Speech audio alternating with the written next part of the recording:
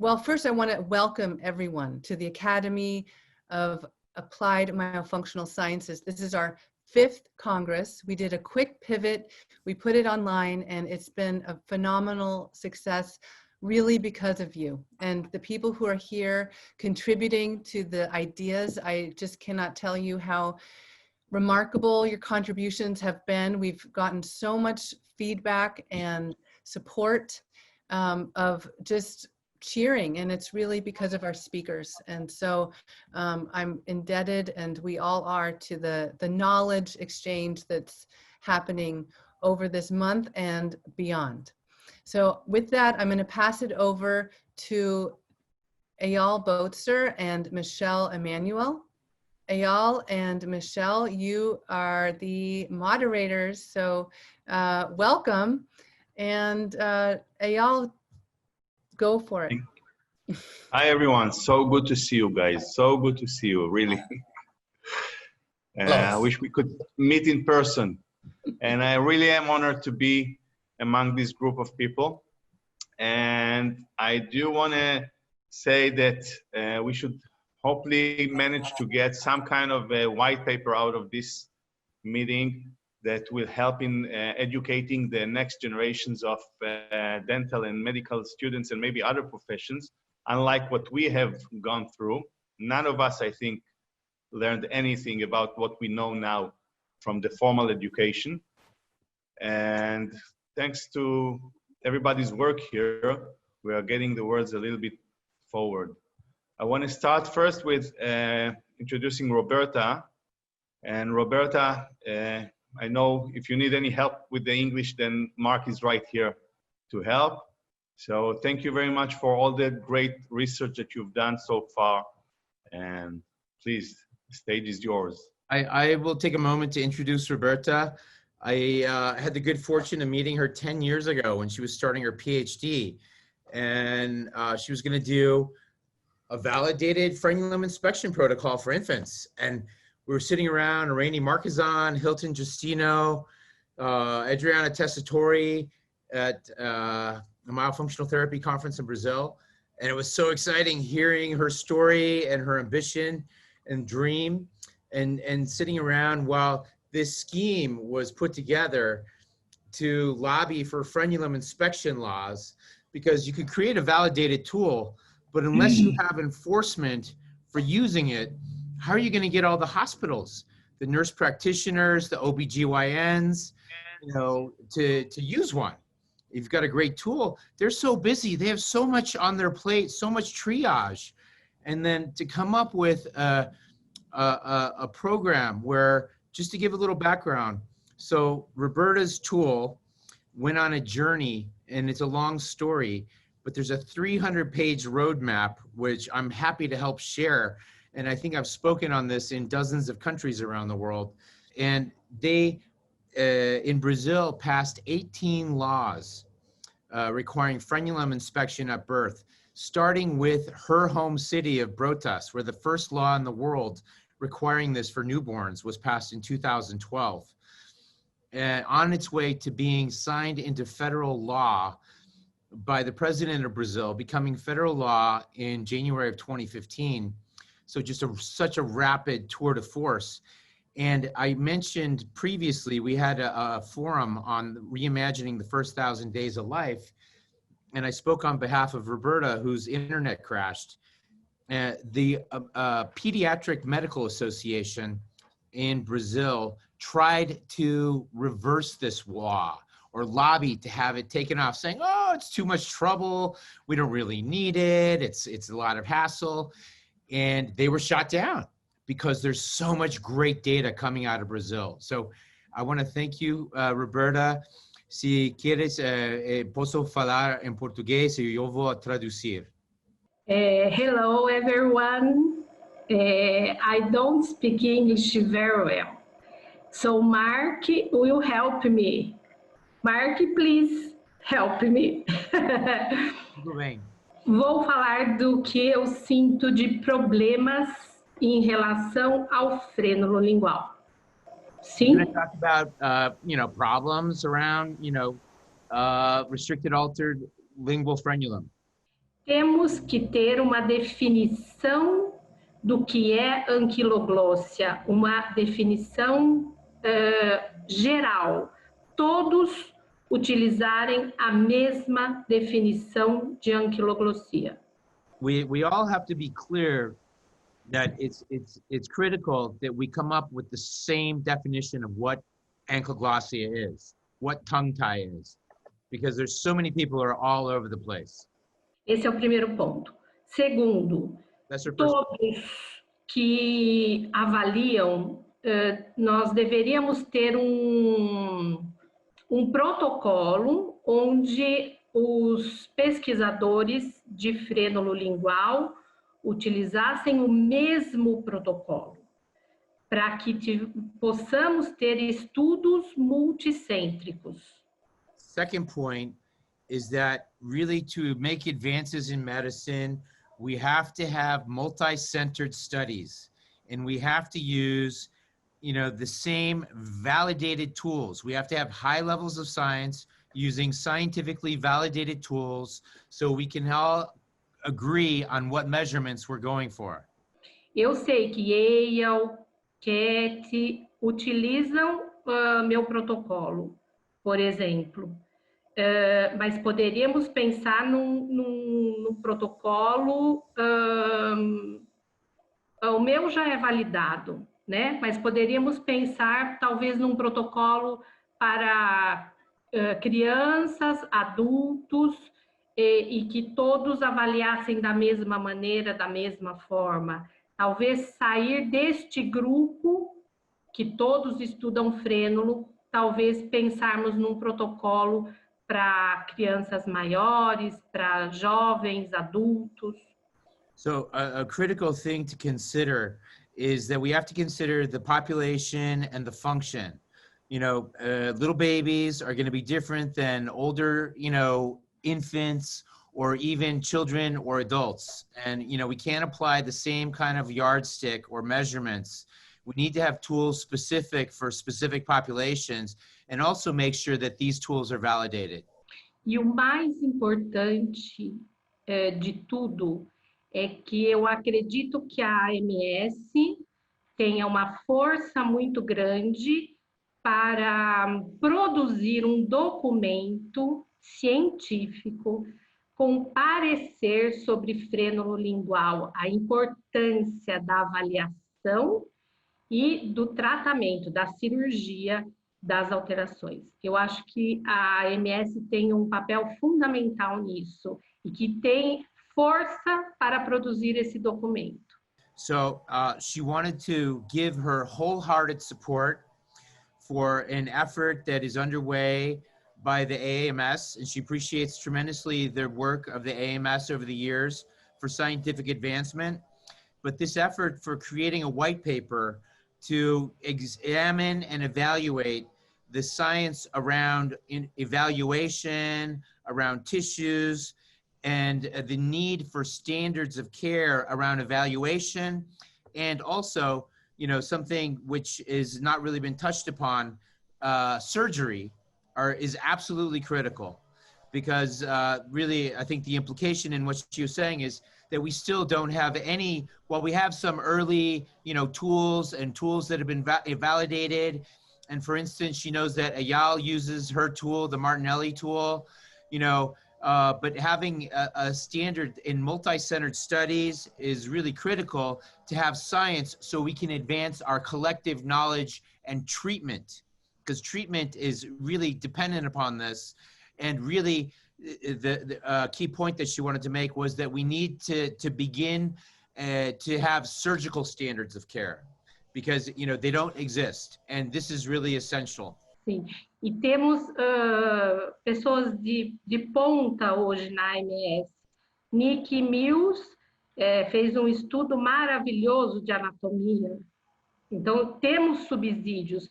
Yale também faz, Kate, Sorushi, Kotlow, todos têm estudos, não vi Siegel está? Scott Siegel. Então, temos muitos pesquisadores que poderíamos nos juntar para elaborar esse documento. So she thinks that the team that we've assembled here today, Kathy Watson-Jenna, Nikki Mills, Suruzagi, Larry Kotlow, Scott Siegel, Ayal Boetzer, we have it within our group, our working group right here to create such a document that will be, something, sufficient and valid and scientific to make change. We have this team. It's great that we have this team assembled. Eu creio que é isso, Mark, que eu tenho para dizer. Eu acho que nós temos que ser uma força e uma referência no mundo em frênulo lingual. A AMS tem que ser uma referência em frênulo lingual. She thinks that this project will be a tremendous force to really create a working document that can effectively create change and be something that drives standards of care.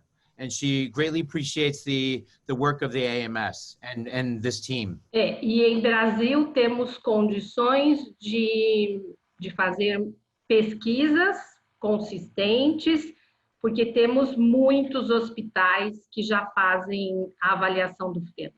So there's a special situation now because of the frenulum inspection law in Brazil that there are a lot of hospitals that are getting up to speed and being trained, and they can be great centers for research if we come up with things that we want to examine and evaluate. So we have a special opportunity now to come together and create practical application and for scientific research. E hoje temos também o protocolo de avaliação do frênulo em bebês, temos um site onde as pessoas conseguem, ele tem um custo pequeno, mas tem um custo de manutenção, onde as pessoas conseguem fazer e acessar online, inclusive pelo celular, e isso está nos dando oportunidade de fazer estudos de prevalência no Brasil, porém nós gostaríamos de fazer no mundo todo.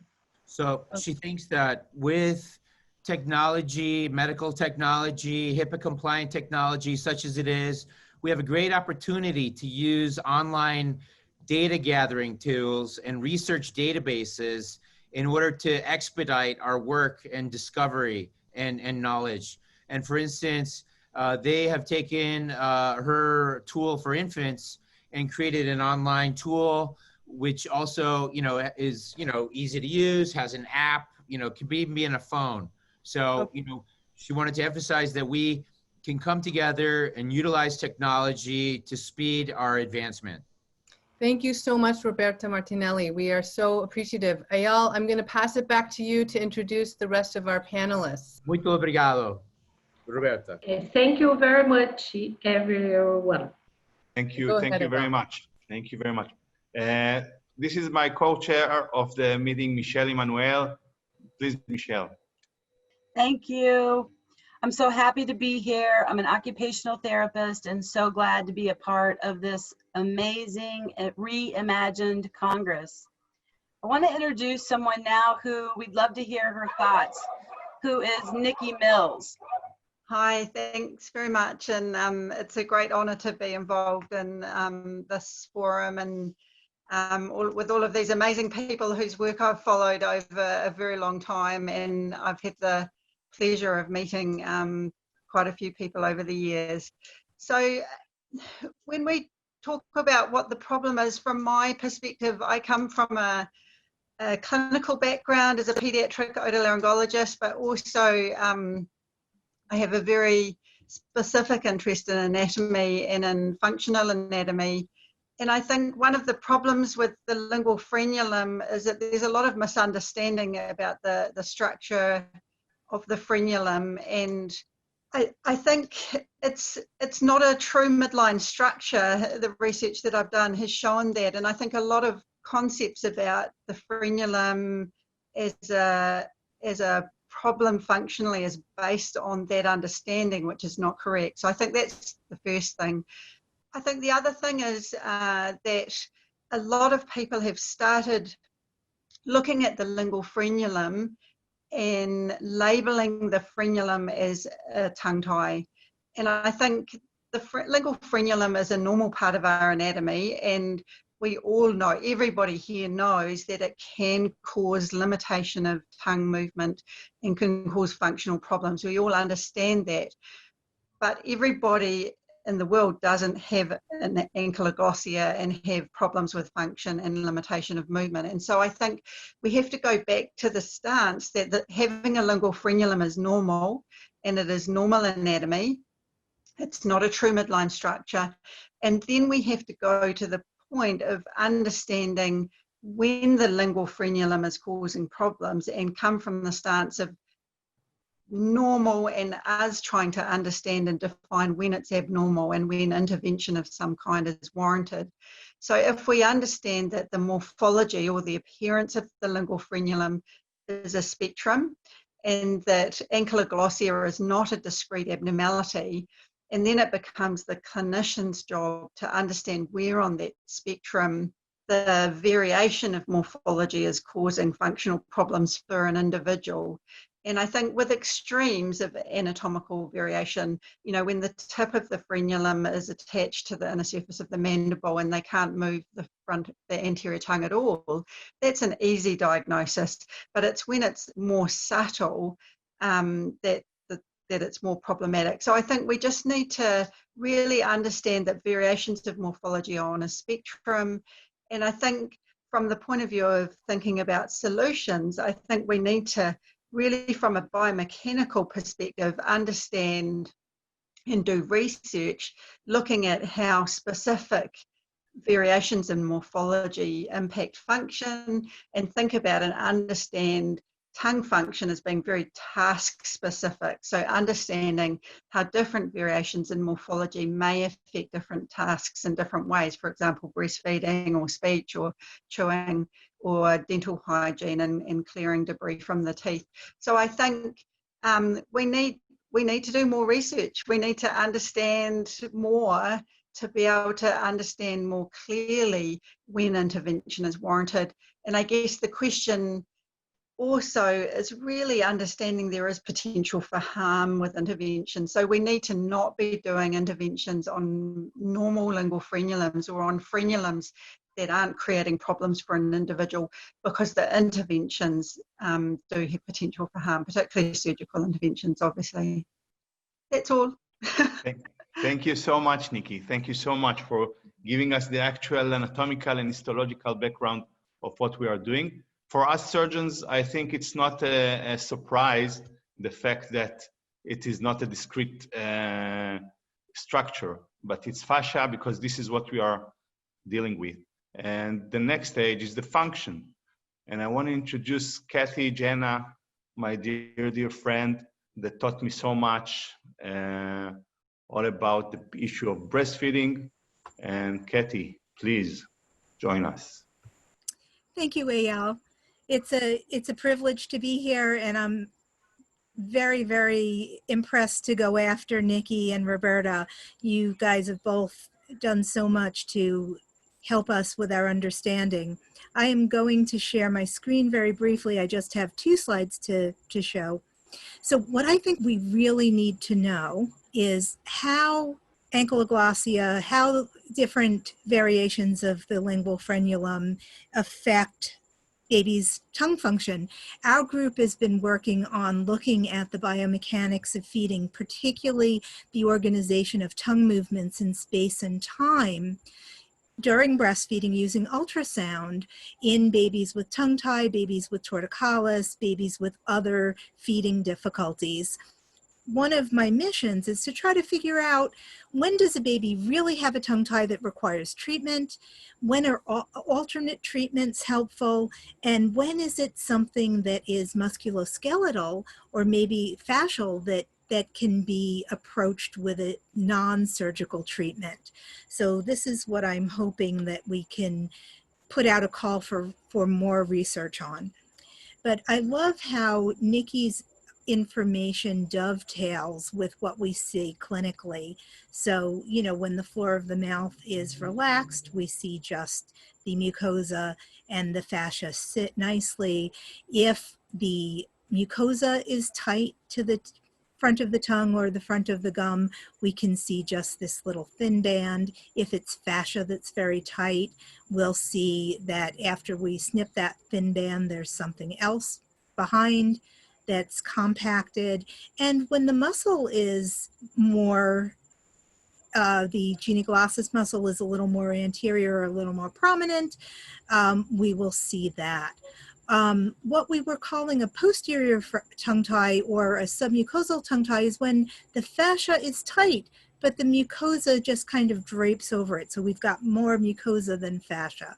So I think that that will help with some of the, some of the misunderstanding of what we're talking about.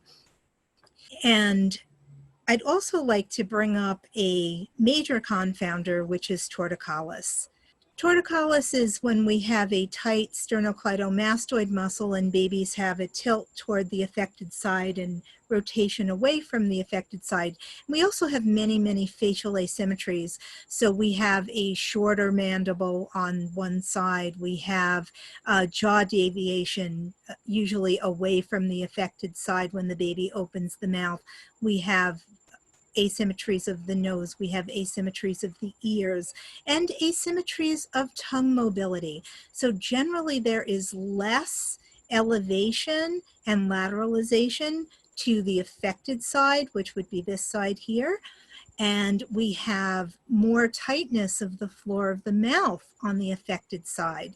So if we try to move the frenulum from midline to the opposite side on the affected side versus the weaker side, there's much less stretch or give.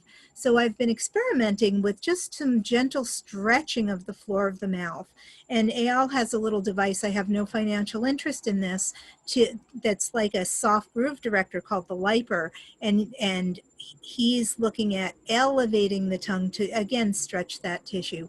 So I think the fact that we've got such a large fascia component to the lingual frenulum and to the floor of the mouth, this tells us that perhaps these alternate stretching or massage techniques might be helpful rather than just cutting every baby who has some restrictions in tongue mobility. So I think what I'd like to see for future research is research on these alternate treatments, research on oral motor exercises, research on massage and stretching, research on the tongue biomechanics of all these different situations. And we've actually done some of that. We're stalled because of the pandemic, but we're hoping to get a research grant and go do a larger sample. Meanwhile, we have a paper submitted, so hopefully that will get accepted. And I'd also like to see us look at the variation in babies and which babies need help and which don't. So I hope that that is a helpful contribution. Thank you so much, Kathy. That was very good to see and near and dear to my heart. Next, we're going to hear from Dr. Richard Baxter, who is well known to many of us as the author of the Tongue Tie book, a big resource for both professionals and parents, chock full of information and multidisciplinary collaboration, and he's a really great guy. Can't wait to hear what you've got to say, Richard. Thanks, Michelle. I appreciate it. So yeah, I was just going to share that any discussion of frenulum inspection must also include a discussion with the parents of tongue function. So the symptoms and the function are in fact far more important than the appearance when determining whether to treat or not. So basically for that child, a frenulum is too tight if they have symptoms likely due to the tie. So some may be a submucosal or not obvious restriction. So you have to know what the range of all the symptoms is for each age group in order to assess them properly. So after a full evaluation, if there are only a couple of minor issues, often we'll counsel the patients, hey, wait and see, but if these other issues come up, then fix it. If it ain't broke, don't fix it. If there are lots of symptoms, then it's likely worth pursuing treatment, even with barely any visible restriction. But as always, we always leave it up to the parents. And as Nikki said, if it's obvious, that's easy. But almost any degree of restriction can have almost any variety of symptoms. That's why it's so tricky, and that's why we're having this conversation. It's not so easy like, big tonsils or whatever. But there's several trends, it seems, with the symptoms and the degree of restriction. So interestingly, we found that the most painful nursing often comes from the least visible restrictions. So submucosal restricted fascia that can only be seen when the tongue is elevated from behind on both sides. Often the to-the-tip ties in babies do not cause nearly the pain for mothers. And then when that posterior tie is treated, I don't have to tell you all this, but mom sees resolution, often while still in the office. And mom thought she was going crazy because her baby had all the symptoms of a tie, but no obvious appearance. So all 7 healthcare providers that she saw previously said there's, quote, nothing wrong, because there's nothing to the tip. And really, it's highly unfortunate, because if we're telling hospitals to inspect the frenum at birth, there's no way to tell if that frenum will cause problems in the future. So informing parents of common symptoms to watch for is the key. We don't want anyone cut unnecessarily, certainly. If it's near the tip or obvious in appearance, they should be informed of those right away, given the option to fully release, not simply a snip or a clip with no aftercare, no team approach. But many posterior ties will not be discovered until later. So that's why education is the real key there. The same is true for children and adults. So symptoms are more important than the appearance. We had a 10-year-old child with a to-the-tip tongue tie with perfect articulation last week. I know you all have seen that too. Mom didn't even know the child had a tongue tie. Some doctors would see that and say, see, tongue ties don't cause speech problems. So even though she was able to compensate miraculously with speech, she had feeding, sleep, dental development, breathing issues. So it's a huge mistake to just look at speech articulation. But we treated her, and she was just back in our office yesterday, had many improvements in those areas, breathing, sleep, and feeding already. Same exact day, so last Friday, we had a mom come in with her speech-delayed toddler, who's also had solid feeding and sleep issues, but no visible string. So like literally nothing there. But her provider said there's, quote, no tie, which I agree, there's no obvious tie. But mom knew there was a problem, her mother's instinct. So we treated, she came back yesterday. So a week later, new words, eating more, swallowing easier, sleeping more soundly. Again, with no visible string or restriction, posterior tongue tie. So for that child, the degree of restriction was too tight, because she had all the symptoms and it was such a problem that they sought out care and drove a couple hours. So we just have to look at the whole picture of each patient and just the key individualized care, have a discussion with the parents and see if treatment is worth pursuing for that child. Since we're not sedating them, we're not putting them to sleep, the procedure with the CO2 laser, it's about 5 to 10 seconds. It's very low risk. There's less financial burden than if we were treating in the hospital with facility fees and the like. And parents want to pursue treatment in many cases. So in our recent prospective cohort study, if y'all need a copy, just email it to me. Happy to send it to you. But so this is included posterior and anterior ties. So we did separate them out just to study it. There was literally no difference in improvements based on the appearance, right? Based on if it was, greater than 50% or less than 50% of the way to the tip. But in that study, prospective cohort study, 89% of children had improved speech. 83% had improved solid feeding, one of the first articles to report that, and 83% had improved sleep. These numbers are within a week or a month. So make sure we look at all the symptoms and know that any degree of restriction can lead to those problems for family. And yeah, thank you for inviting me to be a part of this panel. I feel I'm the least worthy one to be here. I'm probably the youngest. But, no, it takes all of us, and your contribution has been great. What do you see or think of as a problem to solve as it relates to frenectomy and surgery? Yeah, trying to figure out like what's the rhyme or reason, because some kids they just can't compensate, and certainly body work helps, but still like that restrictive fascia. Some kids have been to the chiropractor and had CST for weeks and they're still having trouble. We release that tiny bit of tissue and then it makes a big difference for them. So trying to figure out when and why, but at this point it seems like treating based on symptoms is more than will give you better outcomes than treating just based on the appearance. Thank you for saying that. That's great. And thank you for being here. Really appreciate it. Thanks, Michelle. Yeah. Okay, next we are going to hear from Katrina Rogers, a speech therapist who has a lot of experience with infants and toddlers as it relates to swallowing and now myofunctional therapy. So thank you, and we're looking forward to hearing what you have to say, Katrina. Thank you for inviting me to the panel. Yeah, I'm a speech and language therapist from the UK, and I work with children and infants with swallow problems, and increasingly seeing a number of children coming through with dysphagia, so aspiration, linked to the swallow problems. And in the UK, we don't have systems really of treatment for ankylosing. We are very focused on supporting breastfeeding, but not going outside the 3-month window. So I see and have to manage a lot of children who are aspirating, which means that the function of the tongue isn't doing its job, and materials going down onto the airway. So I have been very keen to create change in our healthcare system based on that.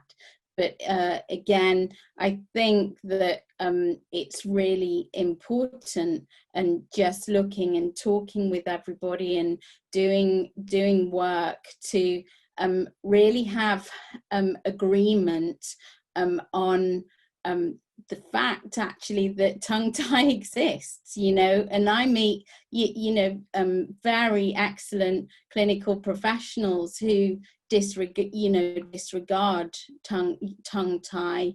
It's not a problem. I do a lot of swallow studies, X-ray, video fluoroscopy, and fees,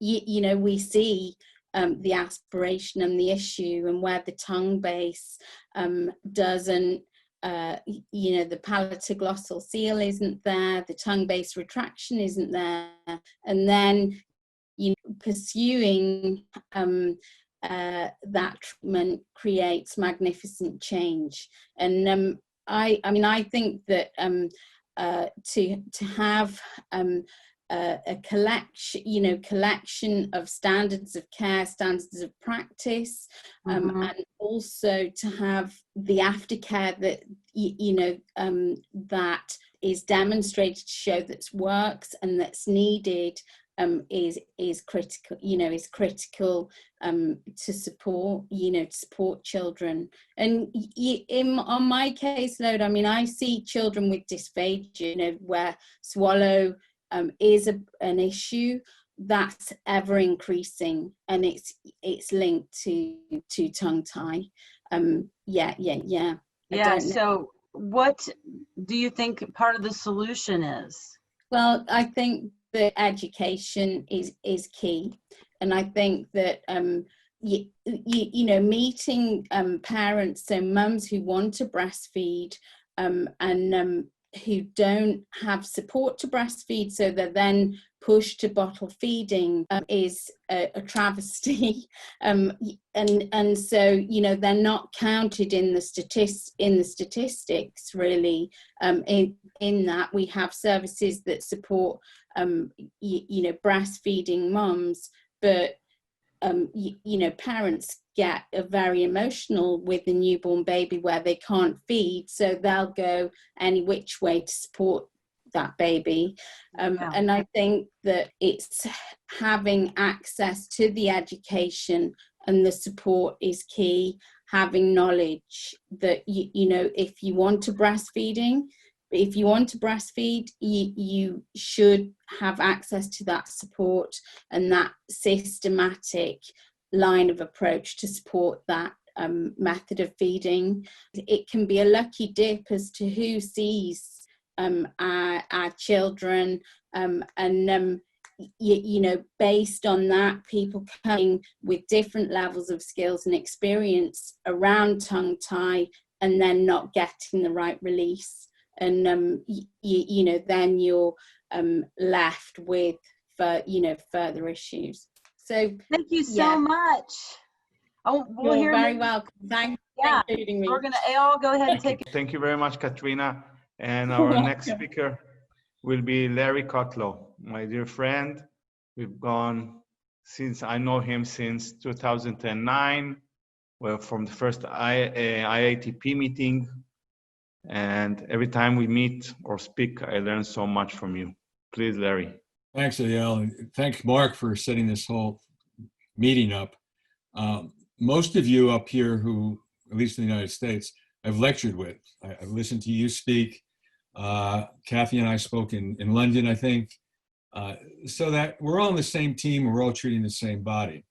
There are things which I have here today, but first of all, I think we ought to separate the lingual frenum from ankyloglossia. They're two separate things, even though they're the same.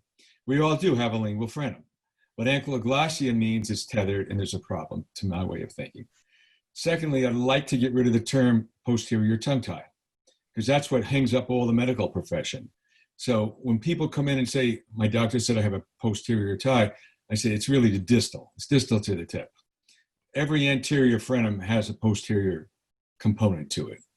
And I'm not sure when I listen to some of the conversation here, you know, I started doing tongue ties 47 years ago when every time I saw a child come in with a speech problem and a tongue tie, they had to go through the pediatrician and the oral surgeon and get admitted to the hospital. And we started using electrosurgery and scalpels. I avoided scissors for many reasons. But it was around the year 2000 I started using lasers, and I've used all the different wavelengths. And obviously, as Richard says, you know, CO2 is the optimal one as far as I'm concerned, but we don't want to get into laser discussion now. But I think that the biggest problem we have is not amongst ourselves. It's dealing with the medical community, their lack of education, and the dental community, because you've got a lot of dentists out there who are critical of what we do, say we do it to pay for our lasers, which is a bunch of baloney. That doesn't have anything to do with it. I feel that the window of opportunity sometimes is far earlier than 1,000 days. When I get these kids coming in, when I use my classification, which is simple and easy for me, 1, 2, 3, and 4, when it's to the tip and halfway up, that's going to cause chewing problems, eating problems, speech problems, possibly airway problems. I don't think that we can cause damage by doing the frenectomies. I took a look at the number that I've done, and I do about over 2,500 infants a year. Okay, and when I used to give them a survey, I was getting 90 to 95% improvements on 5 out of 10 different things which they may have had. But the definition really needs to be threefold: function, appearance, but as Richard says, and E.L. says, and we've all said, symptoms are what drive them to my office. I don't get a child coming to me for me to evaluate it if they're asymptomatic, unless someone is throwing a baby into me just for the heck of it to see if I'm going to do every baby. There are a lot of babies who come in and I'll say, you haven't had pre-care. I want you to see this person and let's try it, because it's the symptoms aren't critical. The baby's not gaining weight. But I have a list of a bunch of different symptoms. And when I see they have 10 or 12 symptoms, I know that I can't cause damage. I can probably improve what's going on.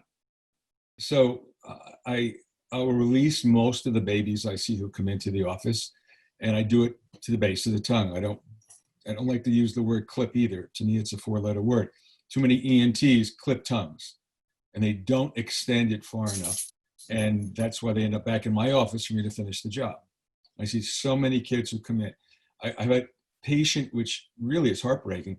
It was 5 months old. I saw about a month ago, and the ENT had clipped the anterior portion when he was 5 months old. The mother was still having 5 weeks old. The mother was still having problems. But as soon as the child lower front teeth erupted, he was destroying the tip of his tongue. It was cutting it and ripping it apart. The pediatrician then sent them over because they didn't know what was going on. So we actually had to cut down the lower anteriors. And with the CO2 laser, we removed all the scar tissue and we stopped all the bleeding. So we're doing a lot more than just treating babies for breastfeeding. The older kids I get sent to me right now, they fill out a form, which if you go to my website, you can download it for obstructive sleep apnea. And I'll get the babies in and the mothers will tell me, oh, you're describing my other 2 kids.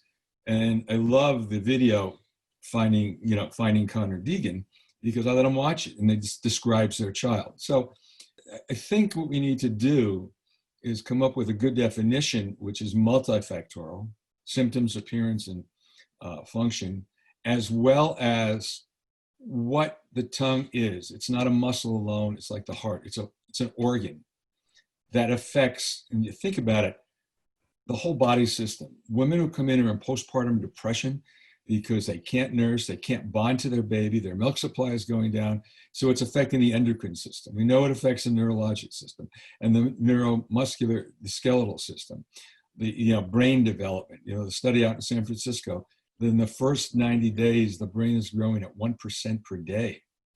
And if we spend 6 weeks or 8 weeks or 2-3 months trying to correct something by just stretching when it's like right to the tip of the tongue, we're not doing that kid any real good. So we have to look at the structure, look at the symptoms, work as a team, because we're all working for the same goal, and that is to make that kid's life happy and healthy. And I think if you look at the FDI definition of oral health, it talks about eating, chewing, taste, smell, everything. So coming up with a simple definition other than the one that the IATP created many years ago, without including everything that we talk about, becomes a textbook, not just a simple one sentence. So again, all the people on here, I've heard lecture, Scott, Agarwal, everybody, even, I just got to tell you one thing. When I went to even you and I did something together, Larry, just in November in Rochester. We yes, had so we did a great fun. job. You know what? We met. We didn't even talk about what we were going to talk about, and we That's right. complimented each other without knowing anything. 100%. Giovanni, when I 100%. visited his office in Rome, it was an experience because they have to be physicians first, then a dentist, then an orthodontist. And he takes all his patients and he puts them on a grid. And when they release the tongue, they gain 3 inches in about a month. So, the spinal column through fascia, it's just so complex. It's not a simple tongue tie.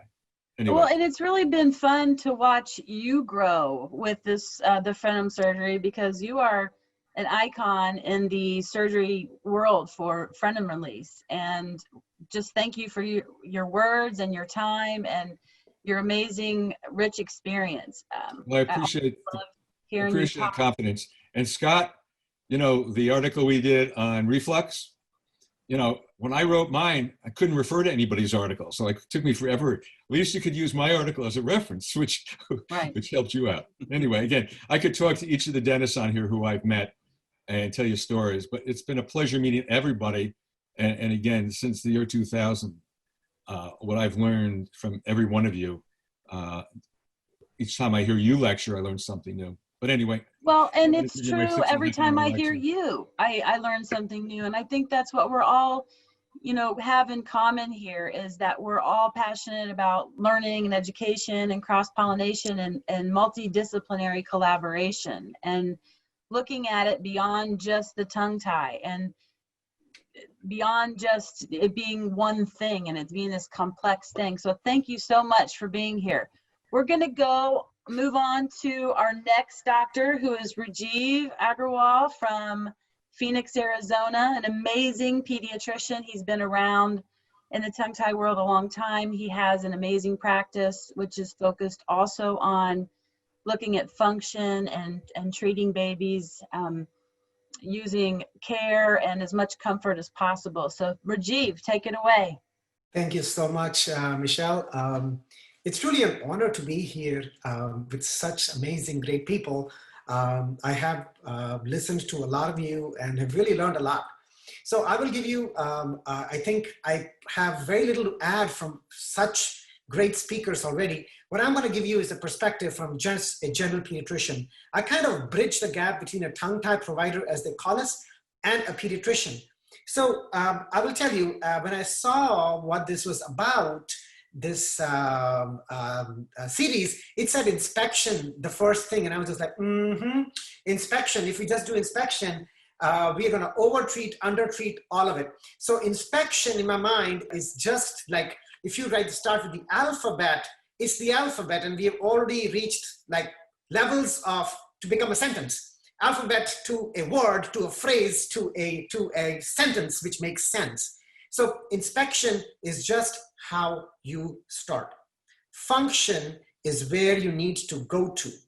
The reason this is so important is I will tell you from a pediatric perspective, all pediatricians, and you probably, all of us have been, including myself, have been on the receiving end. Pediatricians are upset. They're upset because too much is happening or not enough is happening.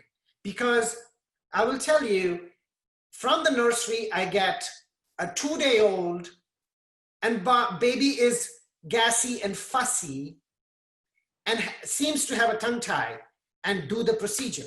The mom's milk is not even in yet. The dysfunction has not been established. If you don't establish the dysfunction, first of all, you need to understand the function.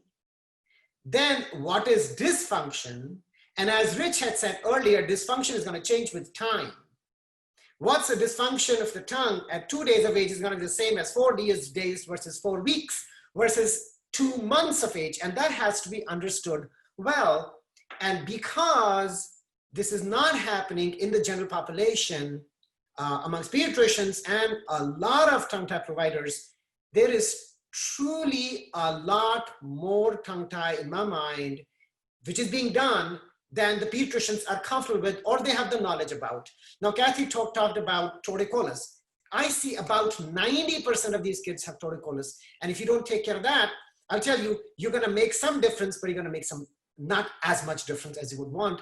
Hence, the pediatricians are not even trained to look at torticollis unless there is major plagiocephaly. And we're not even talking of just the lingual frenulum. We're talking of torticollis, which is, I mean, I would think it's very obvious. Guess what? It's not.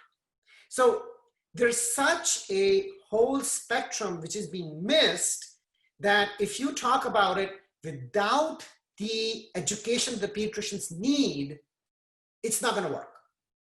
We do not, I will tell you, we do not have a green light from the American Academy of Pediatrics.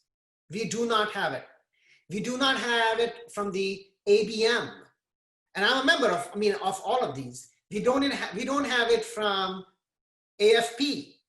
We don't have, even ASHA, we don't have a green light from any of these regulatory large organizations. And unless I have a practice of about 18 providers, and I will tell you only 3 or 4 of them, even in my own practice, are on board. The others are like, it's not an AP recommendation. Well, just watch it. So from general pediatric point of view, we really need to make efforts into education of the pediatricians. We have to have research. I'm very happy to report that I have recently submitted an article to the Green Journal of AAP. We'll see if it gets accepted or not. It's shown me some really good results. And I'll be happy to send it, share it with the group. Also, another thing that I have started using differently, what Larry talked about, difference between a frenulum and ankylosing. I've gone a little bit further, and now because my population mostly is breastfeeding, we have started using a term called dysfunctional milk extraction. We call it DMX. Because the DMX and ankylosing is a small part or a part of DMX. It could be associated with a lot of other issues, neurological issues, prematurity, hypolactation, genetic issues, cardiovascular issues, torticollis, all of those are possible. Once we have removed all those, why is this baby still not able to transfer milk from the mother? Why is this baby fail to thrive? Why are all these symptoms that we see, the nipple pain and all of those, we all know about that. Why are those happening? That is not normal. That is not normal. So in fact, a part of our research study has been, we've taken about almost 300 babies which have no issues breastfeeding. And we have taken these symptoms and followed them as to how do these symptoms progress? We don't have any articles on that as to how these symptoms progress. Is a little bit of pain okay? Is a lot of pain okay? Is a gas okay? Is a spitting okay? Is reflux a little bit okay? Is dribbling okay? So we have to follow these symptoms to see what is the normal time progression of these symptoms. So I think there's a lot of learning that has to happen.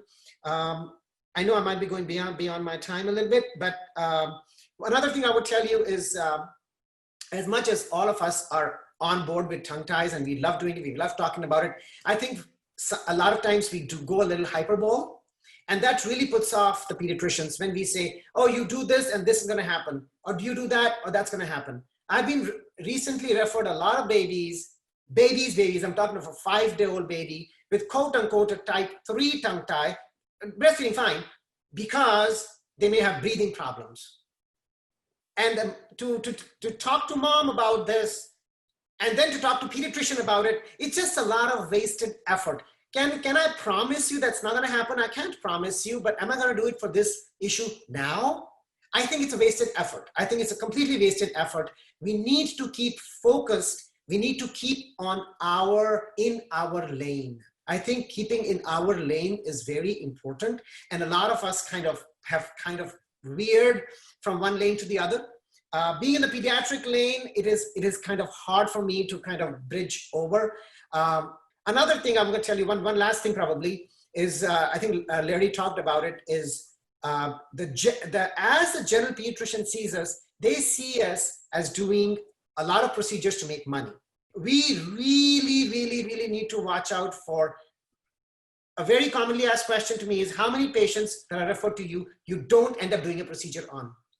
And that is a good number, because what I'm going to see, when is it, am I expecting to see an improvement? What improvement am I going to see? If all of that is not documented and communicated with the pediatrician is going to think that this is a money-making machine and you're just doing it to do it.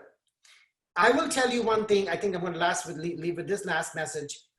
Getting the pediatricians on board is very important.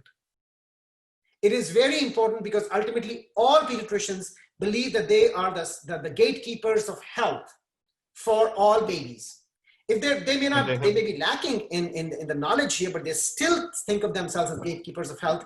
We cannot get away from ignoring the pediatricians or the pediatric concerns. Because this has to become mainstream medicine, this has to pass through AAP, or we need to have our POMs or our people in AAP and ABM and AFP to get these protocols to go through, without which we will not be able to make as much progress. I think I may have already gone over my time. Thank you, Rajiv. Thank you so much. It's been a pleasure to see you, how from the very first day we met and where you are now. I'm getting fed from watching you doing so well. And as you said, we are going in time phases, and we are still with the group of surgeons of the early age. And I want to introduce Scott Siegel, another dear friend whom I've watched do his amazing work with his magical hands. The stage is yours, Scott. Okay. Am I unmuted here? I'm okay. All right. Hey everybody. It's very humbling to be here, and just, love each and every one of you who I've known going back some close to 20 years or so, between Kathy, Larry, and Eyal, who's been in my office. Nikki's been in my office. Kathy I work very closely with as one of my mentors, and Larry as well. Michelle, everybody here, just wonderful. I have the ability to see. I think I've treated basically from newborn. I recently, the other day, I had like an 81-year-old in for evaluation for ankylosing for various reasons. So I get to see the spectrum. It's not just pediatrics, and I can let Surush talk further about his experience, and I've learned so much from Surush as well. But when I look at the problem, there's a big problem. There's multiple problems, and I'm just going to reiterate what everybody said here. I think there's an oversimplification. We don't have good quality research out there. The medical community looks at this as fringe and money-making. In my specific area in downstate New York, I cannot tell you the number of providers that have popped up in the past 2 or 3 years doing this procedure, because a laser company is holding a 2-day seminar and selling lasers like hotcakes and oversimplifying the procedure. And that's filtering back to the pediatric community because results aren't good. or they're not where they should be. I'm learning every day. I don't know when not to cut sometimes, and that's a big thing. And, you know, working with Kathy and trying to figure this stuff out. As a surgeon, I want to know when not to cut. Not every baby that comes in needs to be cut. How much, you know, pre-op oral rehabilitation body work is necessary? We need these protocols. I need these protocols to practice daily. I have a tremendous number of babies and kids and adults coming in daily, and sometimes I'm equally as confused as I was 20 years ago when I first started this, you know, and Betty Carrillos was my mentor, my surgical mentor. Kathy was one of my functional mentors.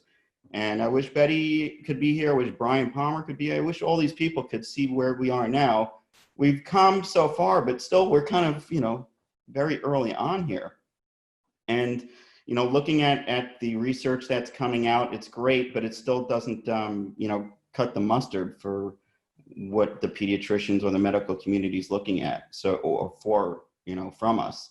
So I think, you know, trying to get to those next steps and having real valid, I mean, Roberta, I use your system all the time, and connecting, you know, the form and function component and trying to understand these things, I think really, and getting the objective criteria. I think that's what I look at as the problem, the solution, research, education, you know, how do we get to that point? Coming up with a white paper, I think is a really great start, you know, here, and continuing, I think, the work that most everybody is doing here. So I don't really have much more to add than that, except, you know, trying to get a better understanding. And, you know, it's just an honor to be here with everybody. I'm gonna just Thank you so much, Scott.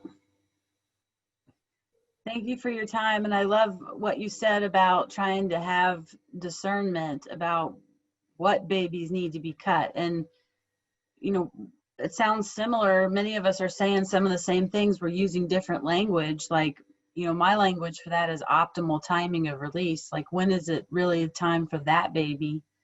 And it's like a call to standardize the evaluation, yet individualize the treatment. And I hear everybody saying that we need standardized ways of looking and treating. And I love your continuing to learn too. So thank you so much for being a part of this. And I love the beard. It's nice. I'm trying to copy Larry. You guys look great. And, you know, I mean, you're dedicated to continuing education too. You've done your part to reach out and use a multidisciplinary approach, Scott. And so that's really appreciated. And looking at focusing on function rather than structure, you using the structure as a guide, as Larry mentioned, and function as our engine. So thank you so much. Okay, next we have a very beautiful woman dentist, amazing collaborator and innovator and out-of-the-box thinker, Amy Ludeman-Lazar, who is the dentist at Kidstown Dental. And we'd love to hear from her right now. Wow, thank you, Michelle. It's super sweet. And I have to say I'm very humbled and honored to be here too. Thank you guys so much for this opportunity. I just, you know, this has been fun to listen to everybody, and I kind of tried to answer the questions that you presented in the email ahead of time. But I want to say, for me, when I think one of the problems that I think which has been said is that we need to agree ahead of time on what is a tongue tie and what isn't a tongue tie. And I think that in my experience, a baby or a person can have some or all of the symptoms of tongue tie, but not have a structural problem that needs to be cut. And I think it's very important to know that, because so in light of that, if that is true, which I believe it is, that you can have many symptoms of tongue tie, but you just have poor tongue function for one reason or another. And many of the things I've learned about that have been from you, Michelle. So, you know, autonomic dysregulation, cranial nerve dysfunction, fascia, Stecco's work, which is presented in this conference, has been incredible. The densification of the fascia. I mean, there's so many reasons that that can happen, even in an infant, from the birth process and being in one position for a long time. They can come out with issues that present like a tongue tie, but aren't actually a structural issue. So I'm a big proponent of we need to, you know, talk about tongue ties and treat tongue ties. And that's pretty much what I do in growth and development guidance. But in our practice, it's really important for me that every single patient has a complete functional assessment by an appropriate provider. So a very skilled IBCLC or speech language pathologist with a, you know, a very good understanding of tongue ties. So I want to know everything that's going into the functional problem that that person is having. And I want them to have a assessment with a body worker, because I want to know if there are upstream or downstream issues such as plagiocephaly, such as torticollis, such as injury from birth or anything else like that. I want to know ahead of time everything that's going on.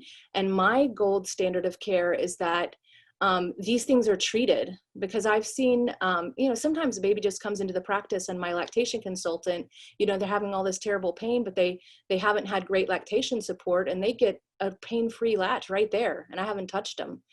So it's really important to make sure that whether it's an infant or an older patient, that we are looking at the patient from a systemic whole and figuring out what's going all into the speech problem. Because I don't know if any of you guys have had it, but when you cut a patient with apraxia that has an obvious tongue tie and you think you're going to help them, you may create more problems, and the parents, you know, thinking you overpromised and underdelivered. So we really, I guess my main thing is we have to work collaboratively. We just have to, because I can take as many classes as I want, but I need someone to really assess what all's going on with function ahead of time. And I need someone to assess that whole body, because the tongue is the distal end of the deep fascia line and the superficial fascia line. So it can be anything that's creating this tension.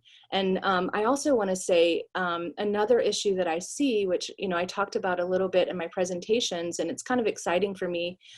Dr. Olivi, I don't know him personally, but he is just such someone I admire so much. I've met him, but his surgical technique, I think this is another issue that we have. Like someone else already mentioned, we've got laser companies selling lasers and 2-day courses. I've been asked to do many, and I just say, I'm happy to give a course, but I'm not going to sell your laser. I'm going to talk about the proper way to do a frenectomy, no matter what tool you're using, and a team approach. And so the problem is that in the US, we just teach this horizontal cut. Primarily, and it's fast and it doesn't bleed, and that's great, but I think that's not the right way to do it. We need to be dissecting these fibers vertically all the way from insertion down to the caruncles, and when you do that and you go all the way back and you don't destroy the epimycin by using a heat tool, any heat tool, and I use CO2, I use water lasers, I have 8 lasers in my practice, it depends on what I'm doing, but I think that we need to standardize the best surgical approach, and it's not about fast and bloodlessness, it's about getting just the fibers and nothing else. And the last thing that I'm excited about too is now we have non-surgical release.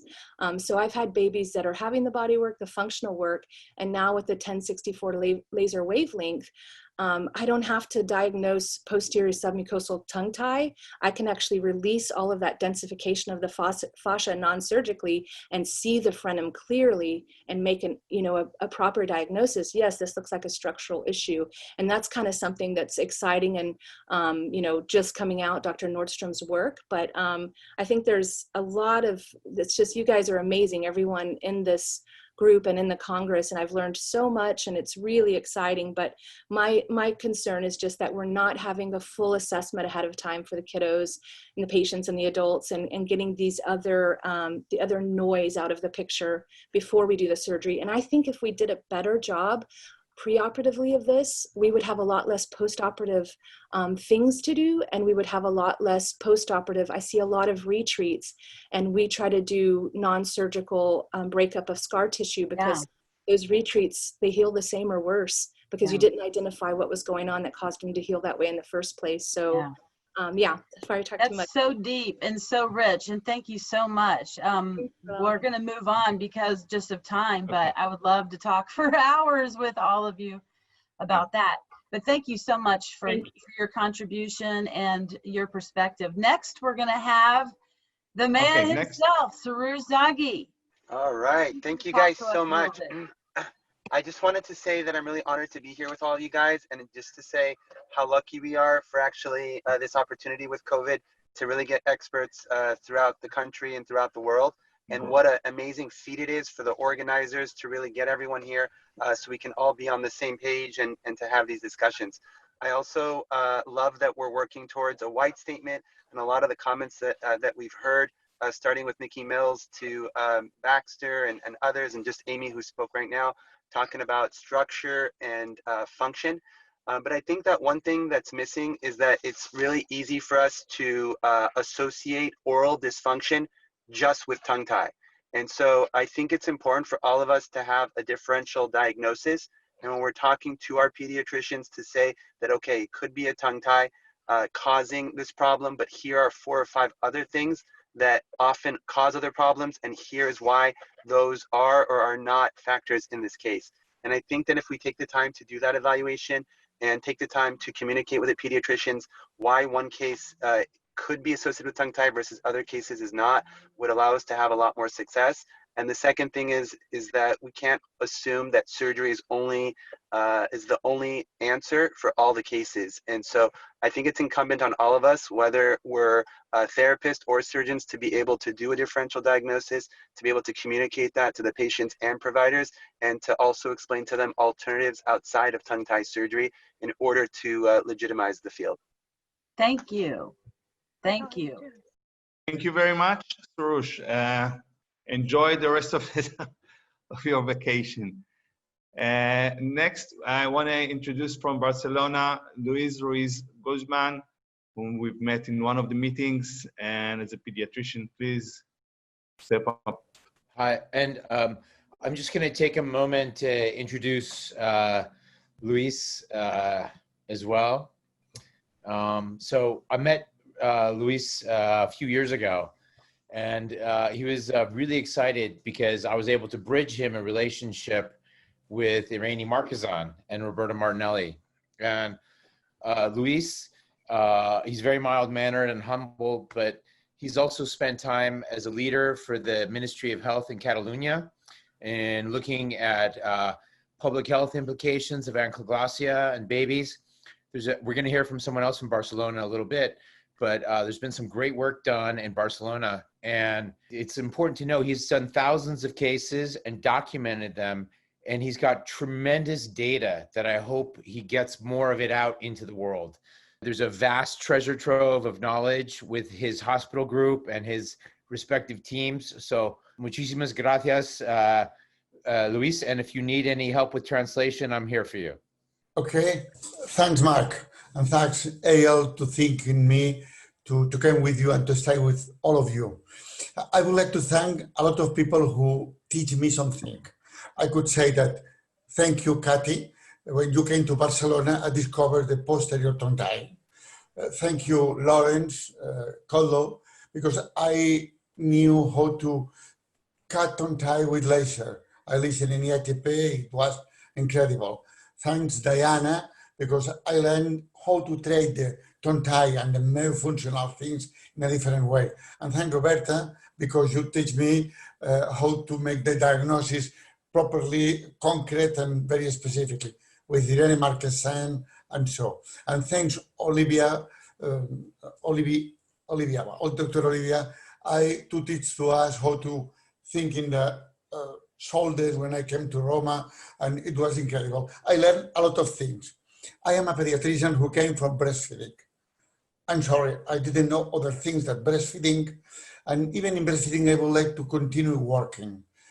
Function in the mother, put the baby in the breast. It's very difficult, even now, even there are a lot of ILCBC, a lot of people, but we forgot simple things, practical things. Okay, I continue working on breastfeeding, and one of the difficulties I found on breastfeeding was tongue tie. And this is the reason I entered it on tongue tie. Later on, I learned a lot of things in IATP meeting and in Rome and reading papers of yours. Okay, Mark proposed to us to say what is the problem and give solutions. And I think 5 ideas of the problems. The first one is tongue tie ankylosing, I'm sorry, is not well known. It's not well known. There is not know the incidence, there is not know and properly know the pathology it produces. It's not known at all, medically. It affects or it is treated by a lot of different professionals, you know, NTO, dentistry, myotherapists, pediatrician, therapist of language, a lot of different professionals tried the same part of the world. Surgeons, I'm sorry, Scott, all of them tried the different way. And they look at the tongue tie in a different way. And it's very difficult to advance in this sense. This is a problem, important problem. There are not very good methods of diagnosis. Roberta said it before. I agree with Roberta, then she said that it was not good or concrete diagnosis method. We have to look for it. In the treatment, as Scott say, he's treating surgery. Lawrence Kotlow treat with laser. Okay, I like to trade with these things. And I also would like to learn about to trade with myofunctional therapy. Only that, but we need some research well done and well prepared in order to go advance. For me now, as far as I know, the surgery is the best thing I know. I don't know another one, I'm sorry. And the other one is give solutions to tongue tie. We have not solution at all, and we have to propose all of them. What we have to do? Research. I think to make big network of people treating tongue ties. I receive people from Germany. I receive people from the rest of the Spain. There is not people, we don't know who is working on tongue tie around the world. Sometimes we have to know this network and also continue in making something like IATP meeting, tongue tie meetings or something like this, specifically working on these different ways and presenting our research and making more research. I hope it's very short. I can say thanks to you for staying here and to listening. And I would like to have more young people. You know, if you look for the age we are now, it's more than 50 in the group we have now. We have to include young people who they are more active. They are preparing the PhD. We have to include these people in these groups. And well, I don't know how to do it when I am treating in the people around me. Thanks for all. Thank you very much. We have a young PhD like Philip Hand, but let's start with Giovanni Olivi from Italy, from Rome. Dear Giovanni, please, the stage is yours. And then please present Philip after that. Thank you. Thank you, Eyal, for inviting me to take part of this very nice panel. Thank you, Samantha. Thank you, Mark, to organize this amazing meeting. Also, problem and solution around tongue tie and ankylosing. And then something about the paper. I think that more or less all we agree on what we have to do, on what the problem is. One of the problems surely is the education of the medical community. If we talk with a pediatrician, if we talk in the perinatal area, the problem of the tongue tie is the feeding. If we talk in the scholar age, the problem of tongue tie is the speech. If we talk about tongue tie about an adult, 30, 40, 50, maybe there is a lack of education. The problem is one. Then, during the life, we understood that a lot of communication of this part, the tongue, with the frenulum, with the fascia, go around all the body. And so all the body can be involved. But it's very difficult to say, we start from here, we will arrive here. So the problem is wide, it's very wide. First of all, I see we have also to distinguish the tongue tie in infants, that is Eyal work, Philip Hand work, Larry Kotlow work, and the other work, and children, youth, adult tongue tie. The problem is that when inspection and assessment is missing, as you say, Eyal, we have a cascade of events that lead to problems. Orthodontic problem, speech problem, breathing problem, but it's always the same problem, is the tongue. The development of the splanchocranium and all the function. We have a restriction of the function and we have a lot of problem around. Solution. Solution is to establish this inspection and assessment rules that must be different from infant to children, from children to adults.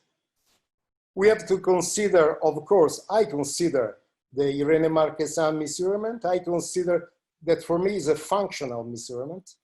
I consider the Larry Kotlow measurement that is a morphological restriction measurement. Then we have to see a child. And if we understand that we have a problem in swallowing, we have a problem, orthodontic problem, we can have or not speech problem. Most of the problem we have not this problem. But when we have all these problems together, that are the clinical and functional problems, we put together all the symptoms and we have our assessment. And so surgery is mandatory sometimes, because first we have to try with a non-invasive way, that is the myofunctional therapy. So we have to work side by side with a very good myofunctional therapist, and if it's not sufficient, we have to move to the surgery that is follow again from the myofunctional therapy. So for me, the solution is the neonatal inspection. So it's your work, it's an hospital work. When we have this solution, we have no other problem, because we have a lack of education, there is a lack of skill in this field. The children and the adults arrive, and we have all the problems, including the postural problem that some of you emphasize. Then standard of care for surgery. I like always, we did a course together, Eyal. I like always to say what you do, tac, tac, tac. That means 1 second, 1 second and a half. This 1 second, 1 second and a half, you cannot show anyone how you do, because your hand, your finger, your scissor close all the field. We cannot see. So it's very difficult to be trained by you about the use of scissors. Easier is to see Larry Kotlow working with the laser, touching or not touching on a frenulum, but it's the same, absolutely the same. When we have neonates, we have to release a frenulum. I think that this term is from Larry, is a short frenulum, lingual frenulum release. We have not to cut or to do a frenectomy. We have to release. When we have to work on children or youth or adults, we have to do a surgery, a frenectomy. And this frenectomy, as Amy said, must be very, very accurate. Accurate means to know the anatomy. The anatomy is different. The venues are not in the same position, can be here, can be here, can be very close to the middle line. So this diamond cut is not good in all the cases. So each case is different from another. The standard is to be functional. Ask to the patient to do the movement during the surgery to understand how much you have to cut more or less.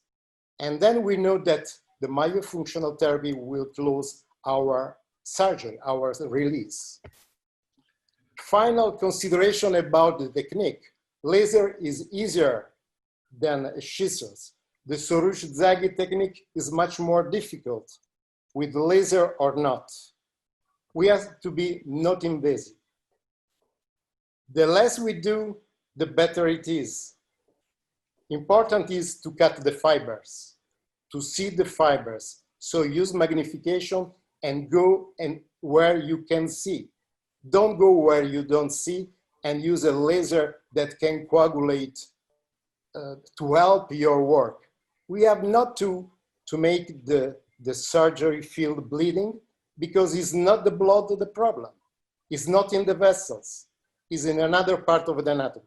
So we have to know and to see very well the anatomy. Yeah. I thank you.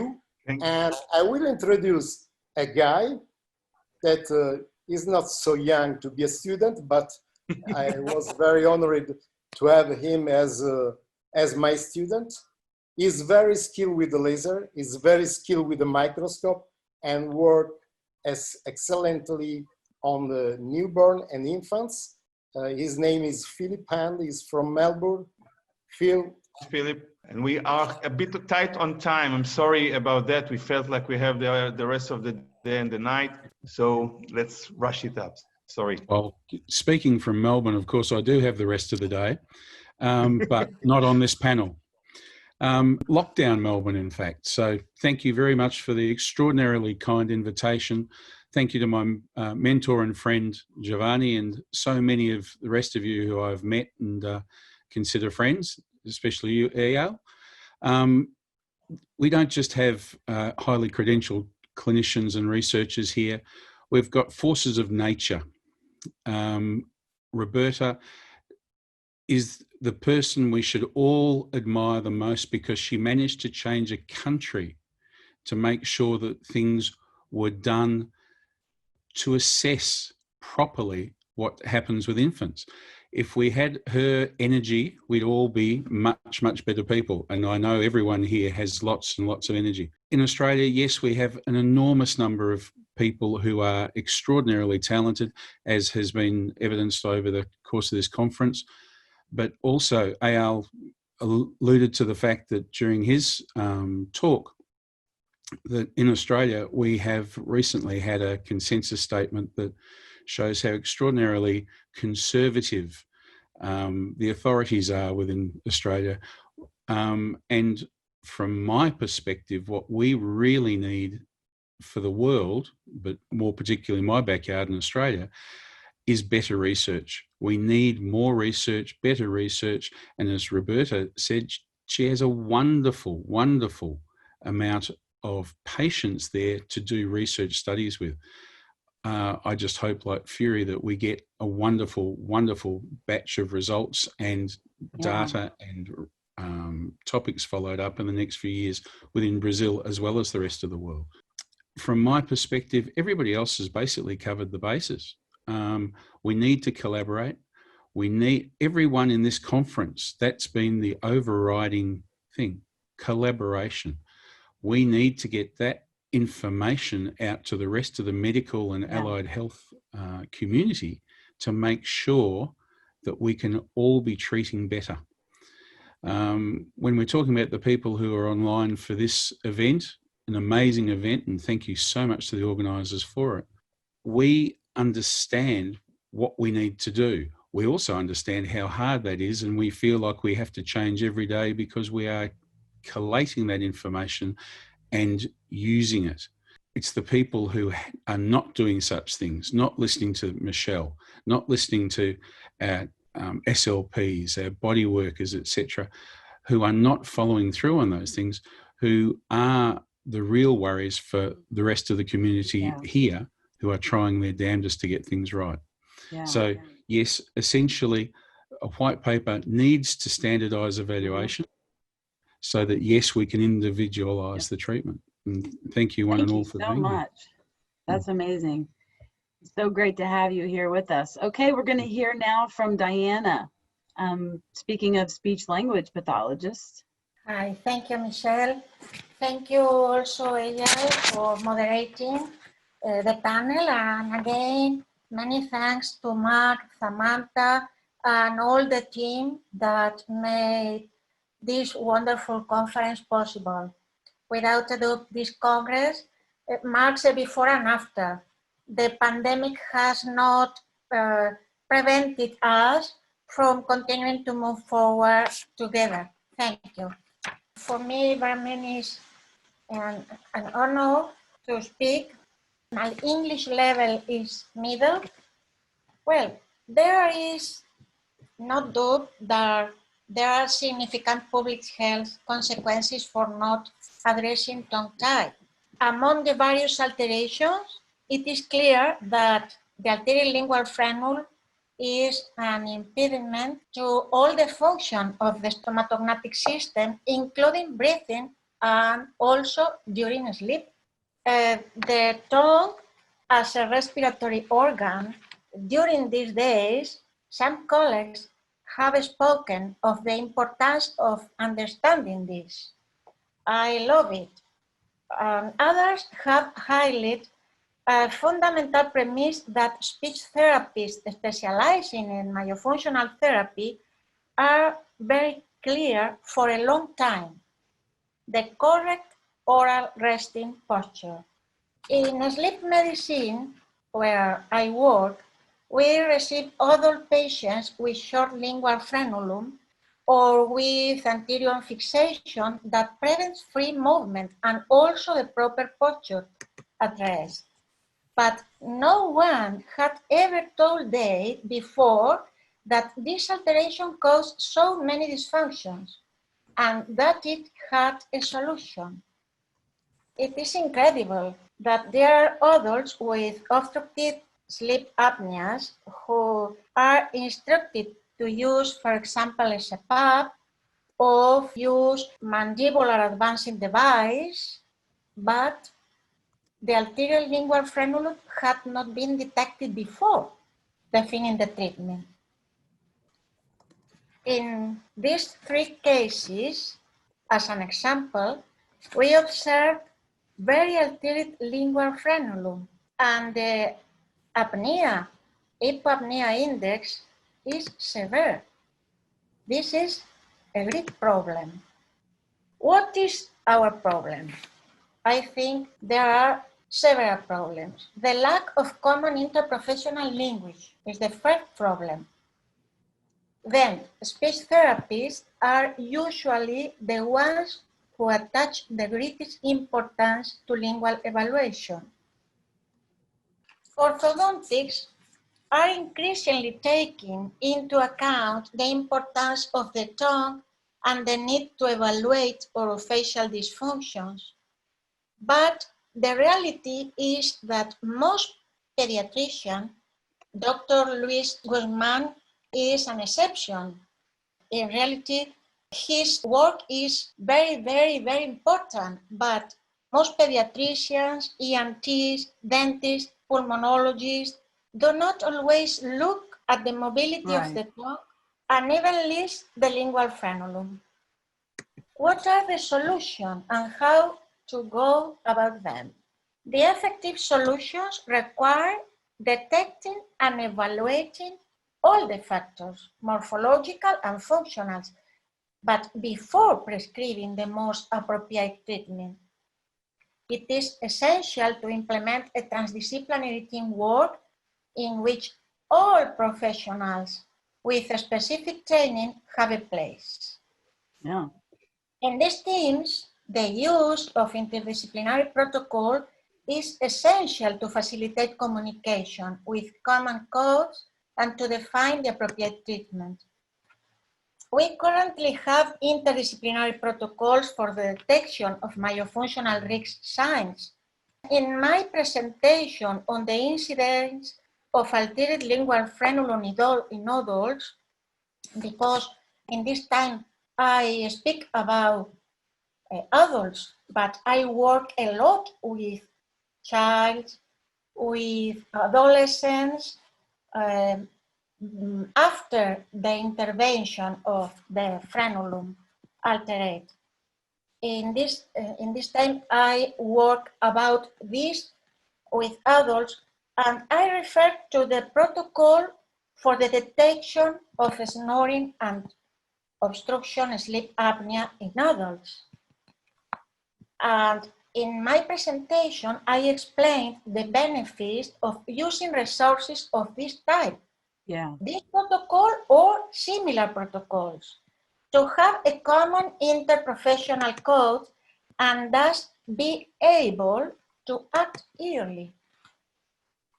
The OSHA protocol and the other 3 interdisciplinary protocols, some of them I have presented in previous meetings, are screening protocols.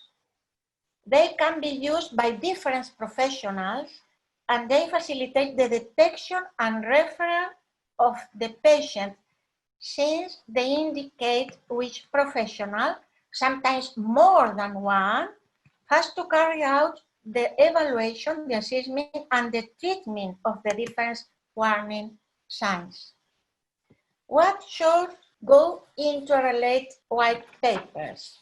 As a general premise, I think that it's important to identify risk factors from an interdisciplinary perspective as predictor of more complex disorders that affect public health. And as a specific premises, it is necessary to sensitize the health authorities of each country about the importance of implementing suspension of the tongue tie in babies and the evaluation of the lingual frenulum and the treatment of its alterations when it affects the quality of life should be carried out at any age. It is required to have interdisciplinary protocols for screening in children and adults, and also protocols to the assessment and the treatment. Thank you so much. Thank you so much for that. And thank you all for your time. I just have one thing to offer from everybody collaboratively agrees the multidisciplinary collaboration and interdisciplinary approach and being cautious and using discernment and good judgment when approaching babies. And, you know, I like to call it cranial nerve dysfunction. And, you know, where my end of it is in movement and muscle tone and function. And that is what, in my mind, affects the fascia so much. So when we wonder why there's so much fascial dysfunction, it's coming from altered movement and neurodevelopmental soft signs. So thank you very much. And I think Samantha and Mark want to end us out.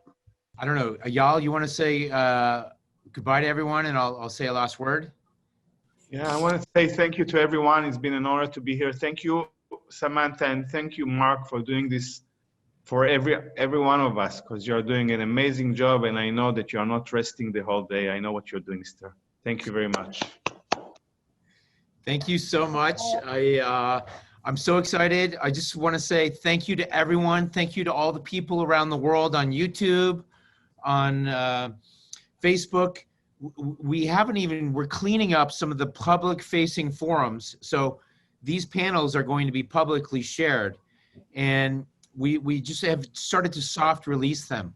And the ones we've done over the last week have already been seen by over 100,000 people by one metric. I have no way of counting them right now, but I think we're approaching a tipping point. Stay tuned for tomorrow, 9 a.m. Pacific Daylight Time, Los Angeles, 1800 hours, Paris. We're going to have amazing 4-panel discussions, an opening party, because this is an opening weekend. And we're going to have some great announcements about 4 new scientific societies and foundations that we're launching collectively. And, you know, save some time to go to Rio, because that's going to be the location of our next Congress, where I think we'll be in person also, in conjunction with the World Sleep Society.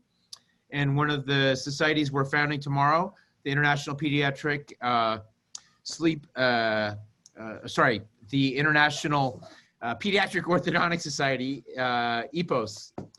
And we are grateful for our partners, the World Sleep Society, and sponsors, the International Pediatric Sleep Association. Also sponsor the Republic of France and their National Institute of Health, INSERM, which helps direct their research around the world.